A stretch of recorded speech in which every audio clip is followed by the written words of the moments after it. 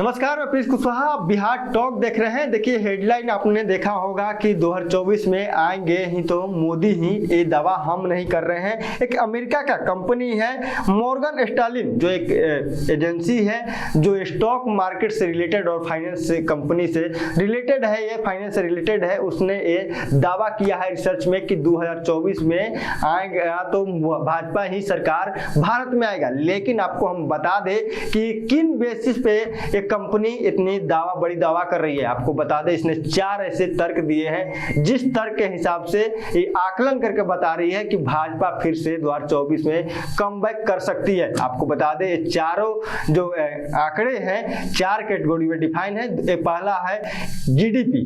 आपको बता दें, जो देश का जीडीपी है उसको लेकर इसने आंकड़े दिए हैं। वही दूसरा बात करें स्टॉक मार्केट में इन्वेस्टर की, जो इन्वेस्टर जो स्टॉक मार्केट में इन्वेस्ट करते हैं उनकी मुताबिक। तीसरा है सोशल मीडिया यूजर्स, जो नए युवा हैं चाहे जो एक्टिव लोग हैं वो सोशल मीडिया जो यूज करते हैं। और चौथा है फर्स्ट टाइम जो वोट करेंगे, यानी कि जो 2024 में फर्स्ट टाइम युवा वोट करेंगे उनको लेकर एक दावा किया गया है। लेकिन हम बारी बारी से समझाते हैं कि जीडीपी से चुनाव का क्या कनेक्शन है। आपको बता दें, जीडीपी से चुनाव का कनेक्शन शुरू से ही रहा है। आपको बता दें कि 1971 से लेकर 2019 तक देश में 12 बार लोकसभा चुनाव हुए हैं। और इन 12 चुनाव के बाद 6 टर्म ऐसे थे जिसमें देश की जीडीपी चुनाव के समय में कम रहा और सरकार गिर गई, यानी कि वोटर जो थे वो वोट नहीं किए उस पार्टी को और उस सरकार से वो पार्टी बाहर हो गई। इनमें से आपको बताते हैं, पहला कि 1971 से लेकर 1977 तक इंदिरा गांधी की सरकार थी और सरकार चुनाव से पहले सरकार का मतलब देश का जीडीपी अच्छा था। और उसके बाद जब जैसे ही चुनाव का समय आता है तो जीडीपी में गिरावट आती है और इसे देखकर वोटर है वो दूसरे पार्टी को वोट कर देते हैं और इंदिरा गांधी सरकार से बाहर हो जाती है। वही बात कर ले 1977 से लेकर 1980 तक मोरारजी देसाई और चौधरी चरण सिंह की सरकार थी और सरकार के समय जब चुनाव होता है उस समय जीडीपी कम था इनके सरकार के समय में और चुनाव हार जाते हैं और सरकार से बाहर चले जाते हैं। वहीं हम बात कर ले 1989 से लेकर 1991 तक बीपी सिंह की सरकार और चंद्रशेखर की सरकार थी और इनके सरकार के समय भी देश का जीडीपी कम था, गिरता है और इसके बाद ये सरकार से बाहर चले जाते हैं। 1991 से लेकर 1996 में नरसिम्हा राव की सरकार थी। इनके समय जब चुनाव का समय आता है देश में तो जीडीपी कम होती है और ये चुनाव हार जाते हैं। वही बात कर ले 1999 से लेकर 2004 तक अटल बिहारी की सरकार, उनके सरकार के समय भी चुनाव के समय जीडीपी कम होती है और फिर ये सरकार से बाहर चले जाते हैं। 2009 से लेकर 2014 यानी कि प्रधानमंत्री नरेंद्र मोदी के कार्यकाल से पहले मनमोहन सिंह की सरकार थी 2009 से लेकर 2014 तक और इनका जीडीपी कम होता है 2014 में और इस सरकार से बाहर चले जाते हैं।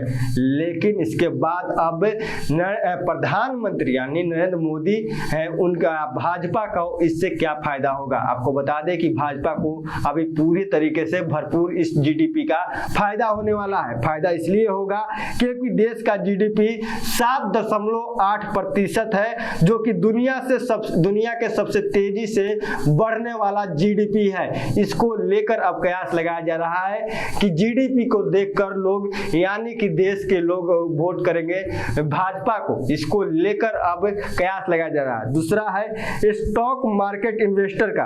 आपको बता दें कि पिछले साल में स्टॉक मार्केट के जो शेयर इन्वेस्टर हैं, शेयर खरीदते हैं, उनकी तादाद दोगुने बढ़ गई है।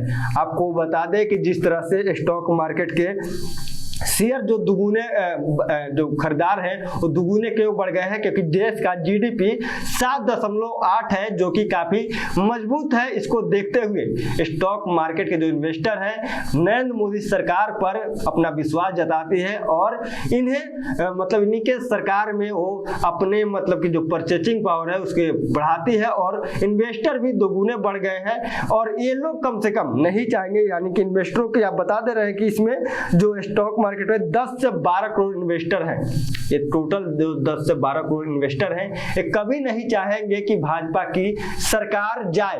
क्यों नहीं चाहेंगे? अगर इसकी भाजपा की सरकार जाती है तो वो उनको 30 से 40% का नुकसान होगा, यानी कि शेयर मार्केट में गिरावट होगा और इनके अरबों खरबों के जो पैसे हैं लगे हैं शेयर मार्केट में, वो डूब जाएंगे। इसको लेकर ये लोग कभी नहीं चाहेंगे।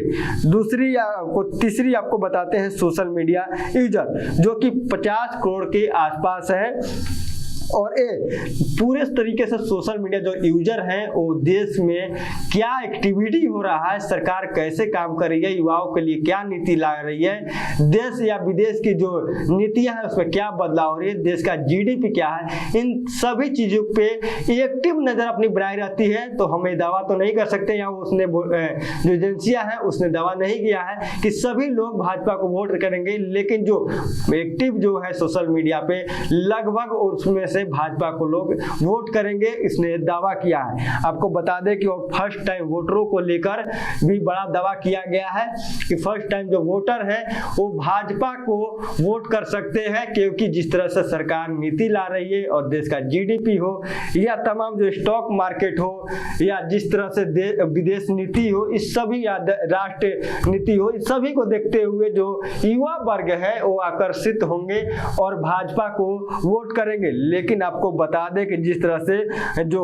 ब्रोकरेज और रेटिंग है जो कंपनी है मॉर्गन स्टैनली, जो ये कंपनी है इसने दावा किया है कि 2024 में फिर से भाजपा कमबैक कर रही है और इसका काफी फायदा स्टॉक मार्केट के इन्वेस्टर और जो कि 10 से 12 करोड़ है और सीधे जो ये दुगुने हो गए हैं इनके तादाद उनको पहुंचेगा। वो लोग कभी नहीं चाहेंगे कि भाजपा की सरकार जाए। इसके साथ ही युवा है, नए वोटर हैं, ऐसे में तमाम जो मुद्दे हैं जो देश के लेकर, गरीबी हो चाहे किसान का मुद्दा हो, तमाम जो समस्या है इनको लेकर भाजपा सरकार कैसे निपटारा कर रही है, इन सभी चीज को ध्यान में रखते युवा वोट करेंगे। बहरहाल इस विश्लेषण में इतना ही। इसी तरह के तमाम विश्लेषण के लिए हमारे साथ बने रहें। आप बिहार टॉक देख रहे हैं। ऐसे ही खबरों के लिए जुड़े रहे बिहार टॉक से। यूट्यूब पर लाइक और सब्सक्राइब करें, बेल आइकन जरूर दबाएं। फेसबुक, ट्विटर और इंस्टा पर फॉलो करें।